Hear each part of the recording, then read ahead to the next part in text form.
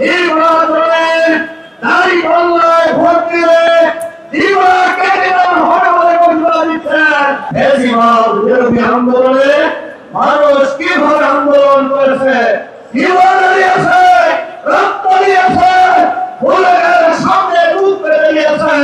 বেশিরভাগের বিরুদ্ধে, ইউনুস সরকারের বিরুদ্ধে আমরা কেন নিরপেক্ষ নির্বাচনের কথা বলছি? আমরা ইতিমধ্যেই লক্ষ্য করেছি নির্বাচনের আগেই বড় বড় অফিস আদালত একটি দলের অফিসে পরিণত হয়েছে।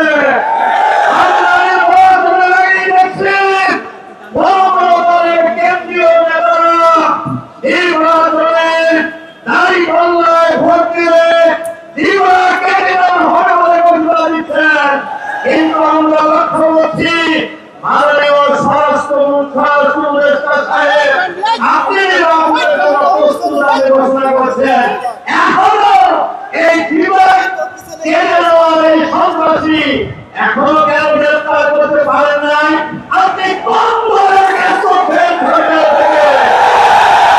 আপনি কোন দলের পক্ষে কাজ করছেন? এই প্রাচীন আপনার কাছে জানতে চাই। এক্সট্রিম মশার কয়েল প্ল্যান্ট ফাইবার দিয়ে তৈরি, ডেঙ্গু চিকুনগুনিয়া বাহি সহ যে কোনো মশার বিরুদ্ধে দেয় এক্সট্রিম সুরক্ষা।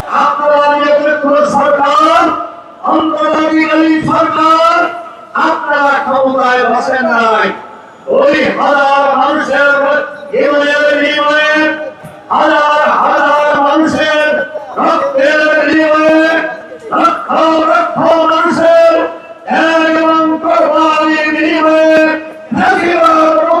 বাংলাদেশে একটি নিরপেক্ষ নির্বাচনের জন্য, নির্বাচনের জন্য, গণহত্যার বিরোধের জন্য, লেভেল প্লেইং ফিল্ড তৈরি করার জন্য, জুলাই সনদ ঘোষণার জন্য, জুলাই সনদকে আইনের ভিত্তি করার জন্য, সংবিধানের সংশোধনের জন্য আপনাদেরকে ক্ষমতায় বসানো হয়েছে।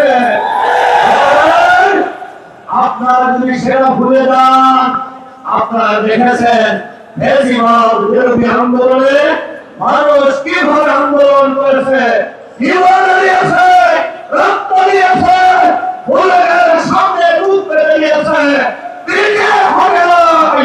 সুতরাং আপনাদেরকে ভালোভাবে মনে রাখতে হবে, জনগণের সাথে তামাশা করলে, জনগণের ভাবে বাইরে কোনো কাজ করলে জনগণ এরা বরদাস্ত করবে না। আমাদের নেতারা বলেছেন, আমরা আগেই বলেছি সুষ্ঠু নির্বাচনের জন্য বিহার পদ্ধতি চালু করতে হবে। এরা বলেছে জনগণের দাবি, এরা বলেছে মানুষের অভিপ্রায়, ভোটারদের অভিপ্রায়, ভোটারদের দাবি। বিহার পদ্ধতি চালু হলে জনগণের ভোটাধিকার নিশ্চিত করা যাবে।